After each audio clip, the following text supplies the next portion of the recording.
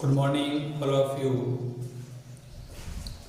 आप सभी को बहुत ही अच्छा लग रहा होगा कि आप इंस्पायर पॉइंट यूट्यूब चैनल के माध्यम से आपके कक्षा की भांति आप इस चैनल के माध्यम से अपनी विषयवार और जो आपका पाठ्यक्रम है उस पाठ्यक्रमानुसार आप अपना जो सिलेबस है उसको बहुत ही अच्छी ढंग से पढ़ रहे हैं। मुझे आशा है कि आप सभी को बहुत ही अच्छा लग रहा होगा। अपने इससे पहले की कक्षाओं के अंदर जो अपने पार्ट फर्स्ट पढ़ा था केमिकल रिएक्शन वाला, उसमें अभी अपन ने रासायनिक अभिक्रिया के अंदर रासायनिक अभिक्रिया क्या होती है और रासायनिक समीकरण क्या होता है, भौतिक परिवर्तन क्या होता है, रासायनिक परिवर्तन क्या था और रासायनिक समीकरणों को कैसे लिखा जाता है, इन सभी चीजों के बारे में आपने पार्ट फर्स्ट में पढ़ा था। आज अभी अपना जो पार्ट्स होगा वो है पार्ट सेकेंड, केमिकल रिएक्शन यानी कि रासायनिक अभिक्रिया का पार्ट नंबर सेकेंड। और इसमें मैं पढ़ा रहा था आपको कि रासायनिक जो समीकरण होता है उस रासायनिक समीकरण के माध्यम से अपन किन किन चीजों का पता लगा सकते हैं। रासायनिक समीकरण के माध्यम से अपन किन किन बातों का पता लगाएंगे कि भाई इसमें कौन सी पदार्थ कैसी अवस्था में है, या कौन सा पदार्थ ठोस अवस्था में है, या कौन सा पदार्थ लिक्विड फेज में है। तो इन सभी यानी कि रासायनिक जो समीकरण होता है उनकी रासायनिक अभिक्रिया के अंदर क्या उसकी इंपॉर्टेंस है या क्या उसकी महत्वपूर्ण है वो रासायनिक समीकरण है। तो पहली बात ये होगी कि अपन इसके द्वारा अवस्थाओं का पता लगा सकते हैं। सबसे पहली बात अवस्थाओं का पता लगा सकते हैं। अवस्थाओं का पता लगाना, रासायनिक समीकरण आपके सामने लिखा हुआ होगा और अपने को बोले कि इसके अंदर अभिकारक जो है वो या उत्पाद कौन सी अवस्था में है, तो अपन तुरंत उस समीकरण को देखकर और अपन बता सकते हैं कि सर इसमें दिए गए ये समीकरण का ये पार्ट्स या ये रिएक्ट या प्रोडक्ट इस अवस्थाओं में उपस्थित है। तो पहली बात होगी अवस्थाओं का पता लगाने में। दूसरी बात होगी ऊर्जा का उत्सर्जन। ऊर्जा का उत्सर्जन हो रहा है या अवशोषण का पता लगाना। मैंने पार्ट फर्स्ट में आपको बताया था कि कोई भी रिएक्शन कोई भी अभिक्रिया हो रही है उसके अंदर ऊर्जा का अवशोषण होना या उष्मा का अवशोषण होना या उष्मा का उत्सर्जन होना अपन ने कुछ एरो के द्वारा बताया था और मैंने बताया था कि उष्मा को अपन डेल्टा के द्वारा लिखते हैं। तो अपन रासायनिक समीकरण के माध्यम से ऊर्जा का उत्सर्जन और अवशोषण के बारे में जानकारी ले सकते हैं। तीसरी बात है वो है रासायनिक अभिक्रिया में, रासायनिक अभिक्रिया में अभिकारकों का व उत्पादों का, अभिकारकों व उत्पादों का द्रव्यमान का पता लगा सकते हैं। ये भी इसके लिए बहुत इंपॉर्टेंट बात है कि अपन किसी रासायनिक समीकरण अपने सामने लिखा हुआ है तो अपन कह सकते हैं कि अभिकारकों का या उत्पादकों का ये द्रव्यमान है। तो ऐसे ऐसे बहुत सारी बातें होती हैं जिसके दौरान अपन के सामने लिखे हुए रासायनिक समीकरण के दौरान अपन मालूम करेंगे कि दिया गया रासायनिक समीकरण के अंदर कौन सी अवस्था में है, उनका द्रव्यमान क्या है, या फिर उसके अंदर ऊष्मा का उत्सर्जन हो रहा है या अवशोषण हो रहा है। इस प्रकार की सारी घटनाओं का पता जो है वो अपन इस रासायनिक समीकरण के माध्यम से लगा सकते हैं। तो यह है रासायनिक समीकरण की कुछ महत्वपूर्ण बातें। और इसके बाद में दूसरी बात होगी कि आवश्यक नहीं है कि दुनिया की सारी चीजें परफेक्ट होती है। कुछ चीजें जिसको अपन कमियां बोलते हैं या सीमाएं बोलते हैं, जिस बाउंड्री में वो काम करता है, तो रासायनिक समीकरण जो है इस रासायनिक समीकरण की भी कुछ सीमाएं हैं, कुछ कमियां हैं। उसको मैं लिख रहा हूं, जरा ध्यान दे। पहली बात, रासायनिक समीकरण के लिखने से या दिखने से अपन उनके अंदर जो काम आ रहे अभिकारक है या उत्पाद है उनकी सांद्रता के बारे में मालूम नहीं कर सकते हैं, स्पष्ट अपन नहीं बता सकते हैं कि इसकी सांद्रता होती है। तो पहली बात है, सांद्रता का पता नहीं लगाया जा सकता है, सांद्रता का पता नहीं लगाया जा सकता है, तो ये इसकी कमी हो गई, नहीं लगाया जा सकता है। तो रासायनिक समीकरण की पहली कमी क्या हो गई कि अपन लोग रासायनिक समीकरण के अंदर काम आने वाले अभिकारकों या उत्पाद जो होते हैं उनके अंदर या उनका अपन सांद्रता के बारे में ये कभी भी 100% मतलब नहीं कह सकते कि इसकी ये सांद्रता होगी। तो सर्वप्रथम इसकी ये बड़ी कमी हो गई। और दूसरा अपन जो खास है वो बिंदु है कि अपन लोग इस रासायनिक समीकरण के माध्यम से अपन ये नहीं कह सकते या फिर अपन इसके बारे में पूर्ण जानकारी नहीं दे सकते हैं कि रासायनिक विक्रिया क्या होती है, रासायनिक समीकरण क्या है, इस संबंधित अपन पूरी जानकारी नहीं दे सकते हैं। तो अपन लिख सकते हैं कि रासायनिक समीकरण से संपूर्ण जानकारी नहीं दे सकते हैं, रासायनिक समीकरण से संपूर्ण जानकारी नहीं दे सकते हैं। तो ये क्या हो गई, दो रासायनिक समीकरणों की कमियां या सीमाएं हो गई। और ये थी रासायनिक समीकरण जो था उसकी प्रॉपर्टीज, उसकी विशेषताएं। तो बहुत बार ये प्रश्न पूछे जाते हैं कि रासायनिक समीकरण की कुछ बातें लिखिए या कुछ विशेषताएं लिखिए। तो ये बातें हो गई कि अवस्थाओं का पता लगाया जा सकता है, ऊर्जा का उत्सर्जन या अवशोषण का पता लगाया जा सकता है, या रासायनिक अभिक्रिया में अभिकारकों व उत्पादकों का जो है वो द्रव्यमानों का मालूम कर सकते हैं। तो ऐसी ऐसी बहुत सी बातें होती है जो उसकी विशेषताओं में गिनी जाएगी। दूसरी बात है वो है सीमाएं यानी कि कमियां, वो है कि उस रासायनिक अभिक्रिया के अंदर या रासायनिक समीकरण में काम आने वाले पदार्थों का सांद्रता का पता नहीं लगा सकते हैं। और रासायनिक समीकरण के माध्यम से अपन उस रासायनिक समीकरण की या रासायनिक अभिक्रिया की संपूर्ण जानकारी नहीं दे सकते हैं। तो ये रासायनिक समीकरण की विशेषताएं और सीमाएं यहाँ पूरी होती है। अब मैं एक सिंपल सा आपको उदाहरण दूंगा, रासायनिक समीकरणों को संतुलित करना। एक नॉर्मल सा समीकरण दूंगा और उसके माध्यम से आपको रासायनिक समीकरणों को बैलेंस्ड करना सिखाऊंगा। पार्ट फर्स्ट में भी आपने सीखा था कि रासायनिक समीकरणों को कैसे संतुलित किया जाता है। उसको वापस आपको याद दिलाने के लिए अब कुछ ही एक ही मिनट के अंदर आपको रासायनिक समीकरणों को फिर से संतुलित करना सिखा देता हूं, जरा ध्यान दीजिएगा। मान लीजिए मैंने यही आपको पार्ट फर्स्ट में भी एग्जांपल लिया था मैग्नीशियम का, कि मैग्नीशियम ऑक्सीजन की उपस्थिति में जलता है और वो मैग्नीशियम ऑक्साइड बन रहा है, मैग्नीशियम ऑक्साइड बन रहा है। तो यहां पर कह सकते हैं MgO। या अभी तक जो ये लिखा हुआ मैग्नीशियम ऑक्साइड है और यहां पर मैग्नीशियम, ये है ऑक्सीजन। और एक तो होता ऑक्सीजन, एक होता ऑक्साइड। यहां पर अपने को बहुत ही बार ध्यान देना है, आइड कब लगता है, ईएम कब लगता है, इन सारी बातों का अपने को विशेष ध्यान देना है, हर वर्ड पे ध्यान देना है। यह है अपना मैग्नीशियम। और मैग्नीशियम की अभिक्रिया ऑक्सीजन के साथ में O2 के साथ में हो रही है और यहाँ MgO बन रहा है। अपनी इतनी सी बात है कि ये जो समीकरण है वो बैलेंस्ड है या नहीं, ये जो आपने पार्ट फर्स्ट में अच्छी तरीके से सीख लिया था।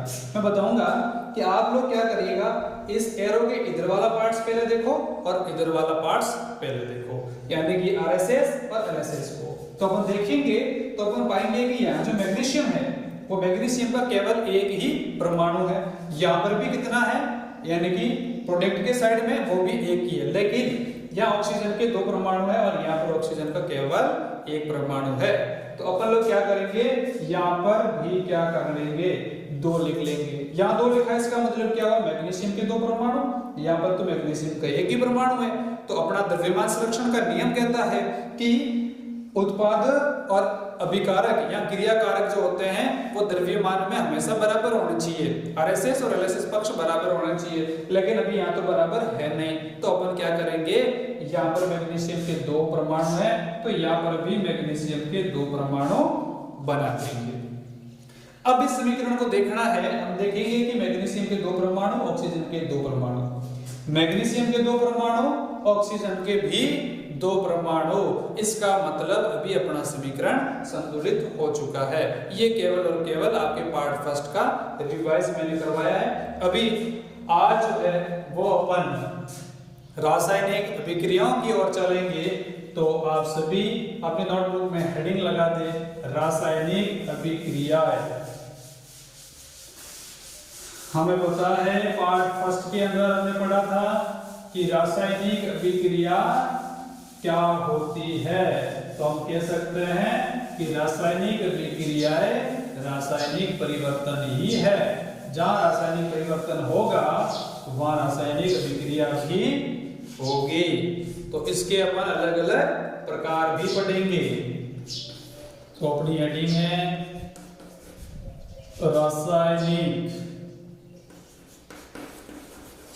रासायनिक अभिक्रिया। इसकी डेफिनेशन लिखवाने की जरूरत नहीं है, इसकी डेफिनेशन मैंने आपको पार्ट फर्स्ट के अंदर बहुत ही अच्छी तरीके से समझा दी गई थी। जो भी विद्यार्थी पीछे से जुड़े हैं वो पार्ट फर्स्ट केमिकल रिएक्शन वाले को अच्छी तरीके से देखे, आपको स्टार्ट से लेकर लास्ट तक की सारी घटनाएं, सारे परिवर्तन समझ में आ जाएंगे। अभी मैं शुरुआत सीधी करूंगा इसके प्रकारों से। तो इसका पहला प्रकार मैं आपको पढ़ा रहा हूं, वो है संयोजन अभिक्रिया।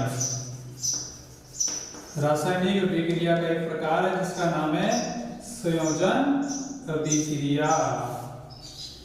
आवश्यक नहीं है कि हर बार संयोजन अभिक्रिया नाम ही आवे, कभी कभार आपको युग्मन अभिक्रिया नाम भी मिल सकता है।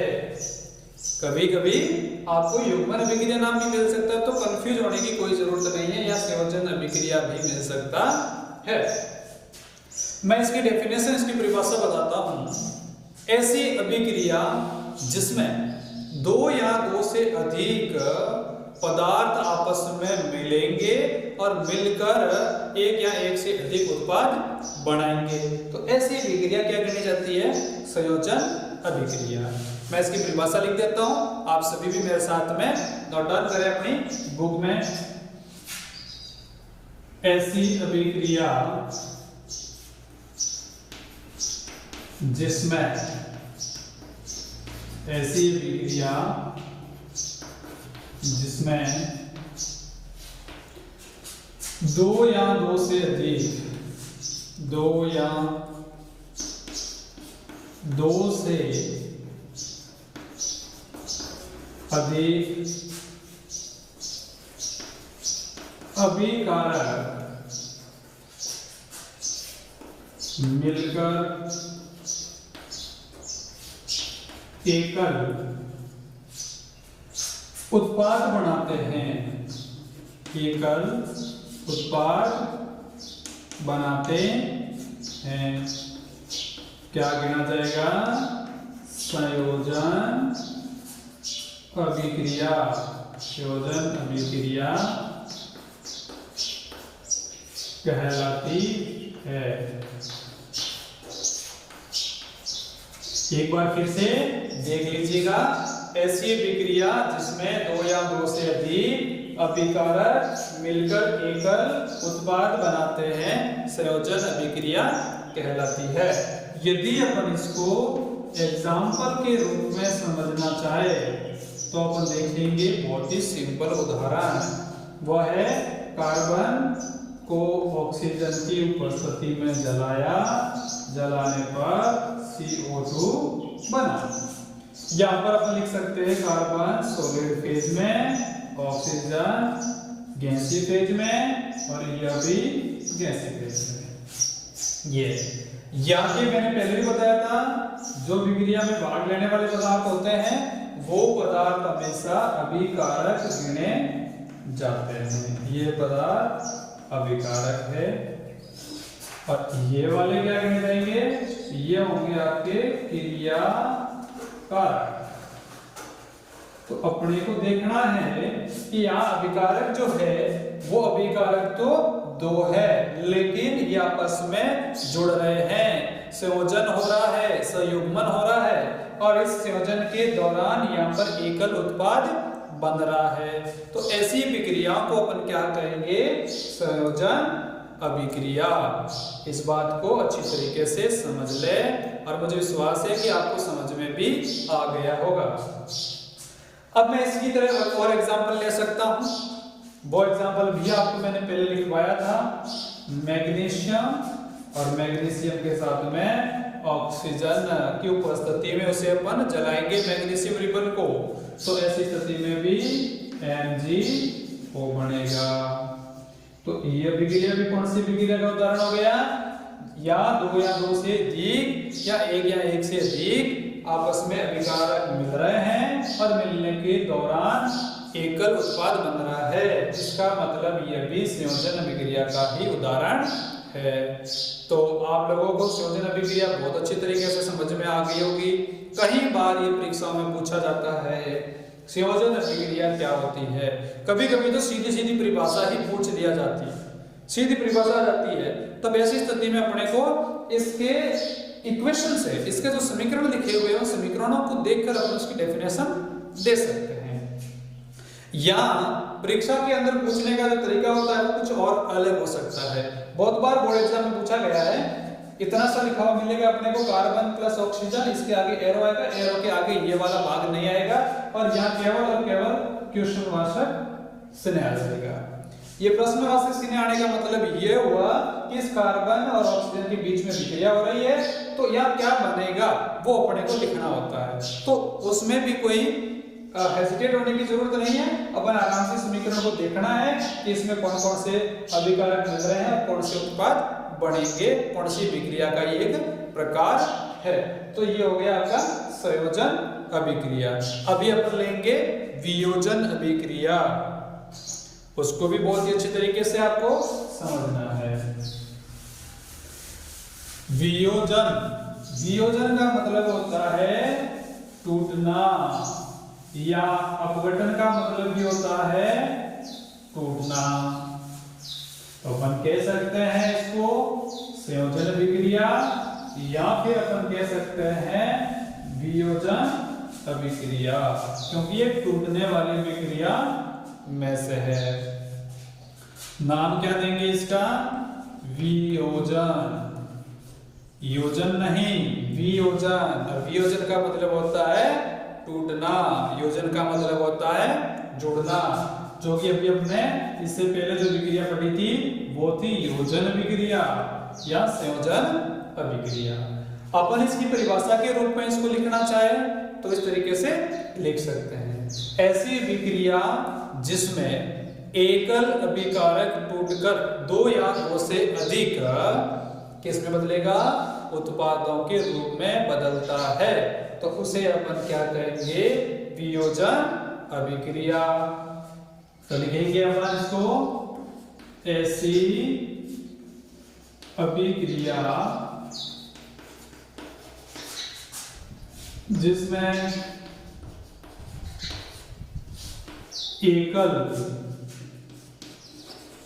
जिसमें एकल अभिकारक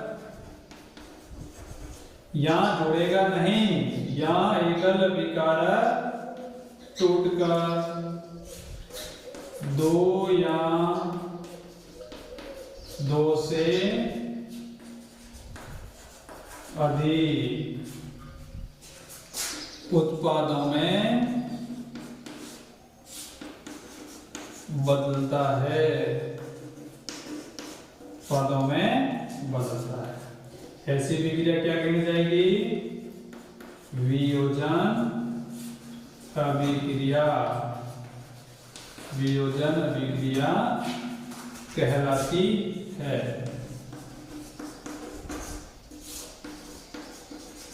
एक बार डेफिनेशन को जरा ध्यान से देखिएगा। ऐसी अभिक्रिया जिसमें एकल अभिकारक टूटकर दो या दो से अधिक उत्पादों में बदलता है वियोजन अभिक्रिया कहलाती है।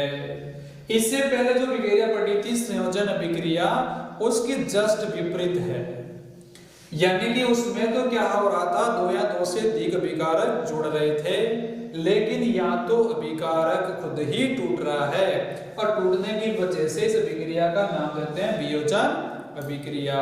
मैंने कहा ना, इस वियोजन अभिक्रिया का दूसरा नाम आपको याद रखना है, वो है अपघटन अभिक्रिया। तो कंफ्यूज तो होना ही नहीं है। जैसे ही नाम आ गया अपघटन अभिक्रिया, तो भी आपको वियोजन अभिक्रिया ही समझना है, और नाम वियोजन आ जाए तो अपघटन समझ लेना है, अपघटन आ जाए तो वियोजन समझ लेना है। या कोई कंफ्यूज होने की बात नहीं।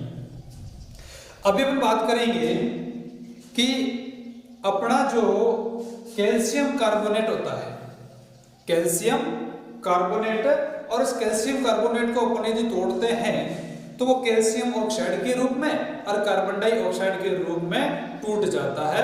इसका मतलब क्या हुआ कि आपका जो कैल्शियम कार्बोनेट था वो एकल अभिकारक था, और उसके ड्यूरिंग जब उसको तोड़ा गया उष्मा दी गई, और उष्मा देने की वजह से वो टूटा, और टूटने की वजह से वो कैल्शियम ऑक्साइड के रूप में और कार्बन डाइऑक्साइड के रूप में बदल गया। यानी कि एकल अभिकारक टूटा और टूटकर उत्पादकों के रूप में बदला।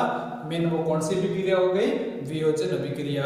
तो सभी विद्यार्थी जरा ध्यान दें यहाँ पर अपने स्क्रीन पर कि कैसे अपन वियोजन अभिक्रिया को समीकरण के द्वारा समझ सकते हैं।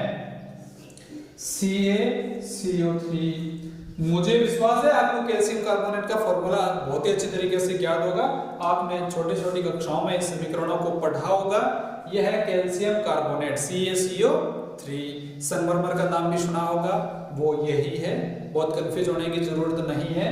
कैल्शियम कार्बोनेट, और इस कैल्शियम कार्बोनेट को अपन ने क्या दी, अपन ने इसको क्या दी, जरा ध्यान से बताइएगा। ये क्या होता है, पार्ट फर्स्ट में आपको बताया गया था, यह है उष्मा का स्नेह डेल्टा, और इसको अपन ने दी हीट। उष्मा क्यों दी, बहुत से विद्यार्थियों को दिमाग में प्रश्न आ रहा होगा कि इस कैल्शियम कार्बोनेट को उष्मा क्यों दी। कैल्शियम कार्बोनेट को उष्मा इसलिए दी क्योंकि अपने को कैल्शियम कार्बोनेट को टुकड़ों में तोड़ना है। तो अपन ने क्या दी, इसको हीट दी, उष्मा दी, और उष्मा देने पर ये क्या होगा, कैल्शियम ऑक्साइड और कार्बन डाइऑक्साइड। क्या बना, कैल्शियम ऑक्साइड कार्बन डाइऑक्साइड में टूट गया। टूट गया इसका मतलब ये क्या हुआ, टूटकर ये पदार्थ जो एरो के इधर बनते हैं वो तो हो गए इसके उत्पाद, और जो विक्रिया में काम आ रहे थे वो क्या हो गए, अभिकारक। याद करो, मैंने आपको ये नाम बताया था, अभिकारक का दूसरा नाम होता है और वो होता है क्रियाकारक। तो अपन इसको रिएक्ट भी कह सकते हैं, अभिकारक या क्रियाकारक नाम संबोधित कर सकते हैं। तो इसको मैं क्या लिख सकता हूं, क्रियाकारक। ये लिख दिया। हुआ क्या यहाँ पर, कैल्शियम कार्बोनेट हीट दी, टूटा, कैल्शियम ऑक्साइड के रूप में, कार्बन डाइऑक्साइड के रूप में, एकल अभिकारक था, दो या दो से अधिक उत्पादों में टूटा। कौन सी विक्रिया हो गई, वियोजन अभिक्रिया। तो अभी अपनी दो रिएक्शन क्लियर हुई, एक का नाम संयोजन अभिक्रिया और दूसरे का नाम है वियोजन अभिक्रिया। तो इस बात को भी आप आराम से रिएक्शन को लिख ले, बहुत बार एग्जाम में पूछा गया है, वियोजन अभिक्रिया को समीकरण सहित परिभाषित कीजिए। तो ये आपकी डेफिनेशन, आपकी परिभाषा हो गई, और ये आपका समीकरण हो गया। अब अपन चलते हैं, यहाँ पर एक इसी समीकरण के अंदर कुछ ऐसी बात उत्पन्न हो रही है जिसको परिभाषित करना बहुत ही जरूरी है। वो क्या, वो ये है कि यहाँ पर इसको हीट दे रहे हैं, इसको उष्मा दे रहे हैं। जब उष्मा दे रहे हैं तभी तो ये टूट रहा है, उष्मा नहीं देते तो ये टूटता नहीं। तो इस विक्रिया को, ये है तो एक्चुअली कौन सी विक्रिया, वियोजन अभिक्रिया, लेकिन इसको अपन उष्मा दे रहे हैं, उष्मा का अवशोषण कर रहा है, इसका मतलब ये उष्मा शोषी विक्रिया भी है। कौन सी विक्रिया, उष्मा शोषी अभिक्रिया। और उष्मा शोषी और उष्मा क्षेपी अभिक्रिया क्या होती है उसके बारे में अपन संक्षिप्त में पढ़ेंगे। तो देखिए जरा ध्यान से, ये है पहली अभिक्रिया, मैं बताता हूं आपको, उष्मा क्षेपी, इसको भी पढ़ेंगे। और दूसरी जो हम बात पढ़ेंगे वो पढ़ेंगे अपन उष्मा शोषी, उष्मा क्षेपी और उष्मा शोषी अभिक्रिया। ध्यान देना है, नाम से स्पष्ट है कि उष्मा शोषी अभिक्रिया क्या होती है और उष्मा क्षेपी अभिक्रिया क्या होती है। शोषी का मतलब होता है उसका एब्जॉर्ब करना, उसका अवशोषण करना, और क्षेपी का मतलब होता है उष्मा का उत्सर्जन करना। तो मैं आपको अपनी नोटबुक में सीधे ही बोर्ड पे न लिखकर आपको बोल कर लिखवा रहा हूं परिभाषा। जो भी स्क्रीन पर देख रहे हैं वे अच्छी तरीके से सुन के अपनी उष्मा क्षेपी और उष्मा शोषी अभिक्रिया की परिभाषा जरा लिखे। मैं बोल रहा हूं, पहले हेडिंग डालिएगा, उष्मा क्षेपी अभिक्रिया। लिखो, ऐसी अभिक्रिया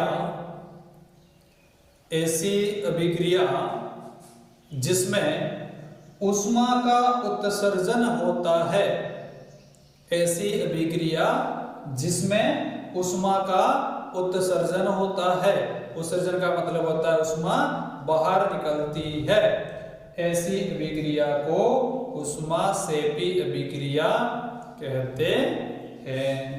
ऐसी अभिक्रिया को उष्मा क्षेपी अभिक्रिया कहते हैं।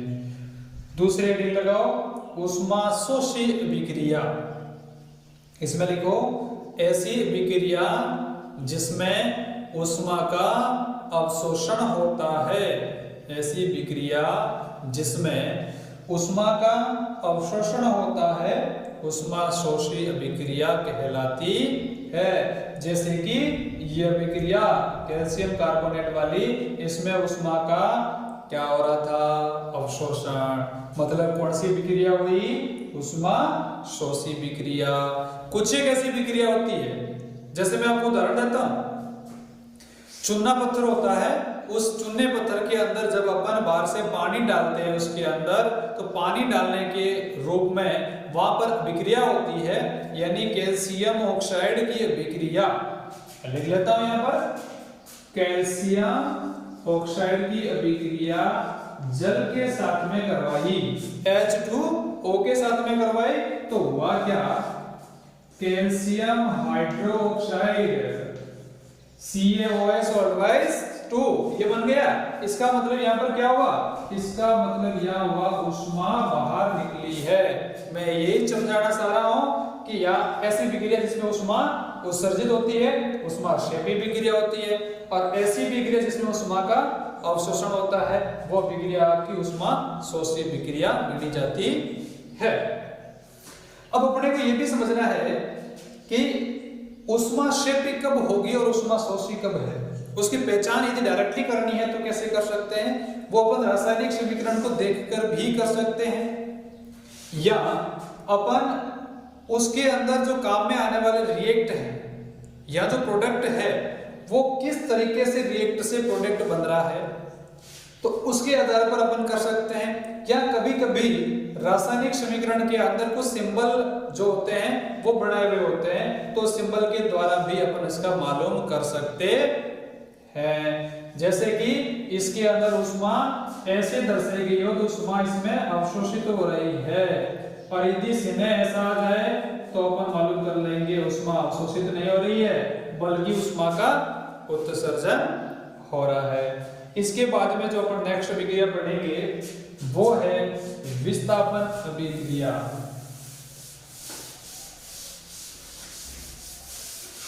विस्थापन अभिक्रिया का मतलब होता है विस्थापन, यानी कि एक अभिकारक या एक तत्व दूसरे तत्व को अपने स्थान से हटा देना या विस्थापित कर देना, इसका मतलब वो आपकी विस्थापन अभिक्रिया है। अभी हम विस्थापन और द्विविस्थापन जो अभिक्रिया है उस अभिक्रिया को एक और अभिक्रिया पढ़ने से बाद में पढ़ेंगे, और वो अभिक्रिया आपकी है उदासीनीकरण अभिक्रिया, न्यूट्रलाइजेशन रिएक्शन। क्योंकि विस्थापन और द्विविस्थापन अभिक्रिया का कंसेप्ट थोड़ा सा लंबा है, उसको अपन थोड़ा विस्तार से पढ़ेंगे। उससे पहले अपन बीच में उदासीनीकरण अभिक्रिया पढ़ लेते हैं, जो बहुत ही इंपॉर्टेंट है। तो वो है उदासीनीकरण अभिक्रिया। उदासीनीकरण अभिक्रिया, या इसको अपन बोलते हैं न्यूट्रलाइजेशन रिएक्शन।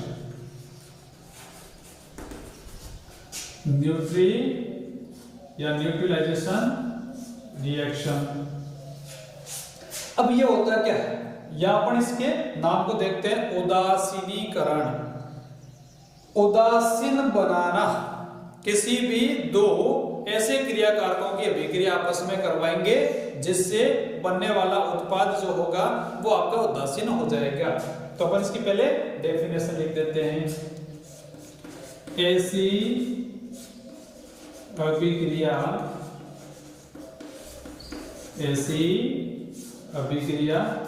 जिसमें अम्ल व क्षार की आपस में अभिक्रिया, अम्ल व क्षार की आपस में अभिक्रिया करवाने पर लवण, जल व ऊष्मा बनती है। क्या कहलाती है? उदासीनीकरण अभिक्रिया। उदासीनीकरण अभिक्रिया, उदासीनीकरण अभिक्रिया कहलाती है। जरा एक बार इस डेफिनेशन को ध्यान से देखना है। ऐसी अभिक्रिया जिसमें अम्ल व क्षार की आपस में अभिक्रिया करवाने पर लवण, जल व ऊष्मा बनती है, उसे उदासीनीकरण अभिक्रिया कहते हैं। जैसे अपन ने अभिक्रिया करवाई हाइड्रोक्लोरिक अम्ल, HCl की अभिक्रिया NaOH किससे करवाई? HCl की अभिक्रिया NaOH के साथ में करवाई। तो हमें पता है कि यहां पर एक लवण बनेगा जिसका नाम है NaCl। NaCl sodium chloride. साथ ही साथ क्या बनेगा? जल बनेगा। और क्या बनेगी? ऊष्मा। तो यहां हुआ क्या? इस अभिक्रिया को पहचानना कैसे है, ये इसका अपन एग्जाम्पल मान सकते हैं। ये जो HCl है ये अम्ल है, ये क्या है? अम्ल है। और ये जो NaOH है, सोडियम हाइड्रोक्साइड है, ये आपका क्षार है।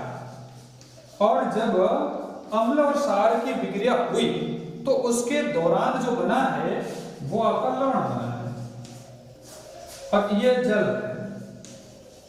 अब अपने को देखना है कि ये तो इसकी प्रकृति नेचर कैसे थी, इसकी एसिड थी, अम्ल है ये, और ये क्षार है। लेकिन इन दोनों की जब रिएक्शन करवाई तो अम्ल के गुण और क्षार दोनों के गुण वहां पर एक दूसरे को निष्क्रिय कर दिए, और यहाँ पर लवण बन गया, और इसकी प्रकृति होती है उदासीन। तो यही तो यहाँ पर इंपॉर्टेंट बात है कि जब अम्ल की अभिक्रिया क्षार के साथ में होगी तो बनने वाला जो या प्रोडक्ट होगा, उत्पाद होगा, उसकी प्रकृति उदासीन होती है। इसी वजह से इस अभिक्रिया को ही अपन क्या कहते हैं? उदासीनीकरण अभिक्रिया। तो सबसे इंपॉर्टेंट बात है, यहाँ प्रबल क्षार भी ले सकते हैं या प्रबल अम्ल भी ले सकते हैं, या दुर्बल अम्ल और प्रबल क्षार भी ले सकते हैं। तो फर्क क्या पड़ेगा?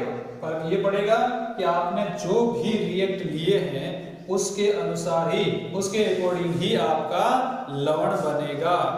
तो मुझे पूर्ण विश्वास है कि आज आपको ये तीनों अभिक्रिया जो भी करवाई है बहुत ही अच्छी तरीके से समझ में आ गई होगी, और अपन फिर नेक्स्ट वीडियो के अंदर अपन अभिक्रिया के अगले चैप्टर की शुरुआत करेंगे और अंतिम रूप से मैं आपसे ये कहूँगा कि इंस्पायर पॉइंट चैनल को ज़्यादा से ज़्यादा शेयर करिए, सब्सक्राइब करें ताकि अपने मित्रों तक इस वीडियो को आसानी से पहुँचा सके। धन्यवाद।